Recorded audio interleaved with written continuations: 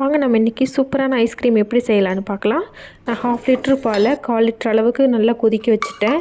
இதில் வந்து நான் ஸ்ட்ராபெரி கஸ்டர்ட் பவுடர் தான் யூஸ் பண்ணியிருக்கேன். அதை கொஞ்சம் சுடு பாலில் எடுத்து நம்ம கட்டி இல்லாமல் கலக்கிட்டு பால் நல்லா கொதிச்சதுக்கப்புறம் கொஞ்சம் கொஞ்சமாக ஆட் பண்ணி நம்ம கிளறி விட்டுட்டே இருக்கணும். கைவிடாமல் கிளறி விட்டுட்டே இருக்கணும். நீங்கள் என்ன ஃப்ளேவர் வேணால் கஸ்டர்ட் பவுடர் யூஸ் பண்ணிக்கலாம். இப்படியே கிளறிட்டே இருந்ததுக்கப்புறம் ஒரு பதத்துக்கு வந்துடும். அதுக்கப்புறம் தான் வந்து நம்ம சர்க்கரை வந்து ஆட் பண்ணணும். இந்த ரேஷியோவுக்கு நான் 8 டேபிள் ஸ்பூன் சர்க்கரை தான் எடுத்திருக்கேன்.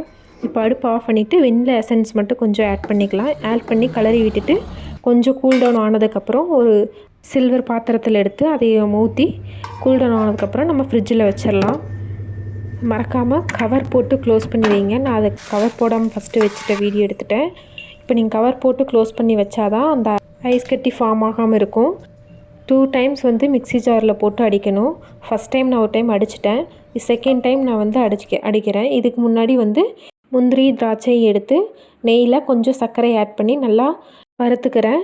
இப்போ நம்ம மிக்ஸி ஜாரில் போட்டதை அடிச்சுட்டு அதை வந்து அதே சில்வர் பாத்திரத்தில் ஆட் பண்ணி இப்போ அந்த நட்ஸ் எல்லாம் கலந்து விட்டு மறுபடியும் கவர் போட்டு ஃப்ரீசரில் வச்சிடலாம். இதே மாதிரி 3 டைம்ஸ் மிக்சியில் 3 to 4 ஹவர்ஸ் கேப்பில் எடுத்து நீங்கள் மிக்சியில் அடித்து ஃப்ரீஸ் பண்ணி வைக்கணும். இப்போ பாருங்கள், சூப்பரான ஐஸ்கிரீம் ரெடி. தேங்க்யூ.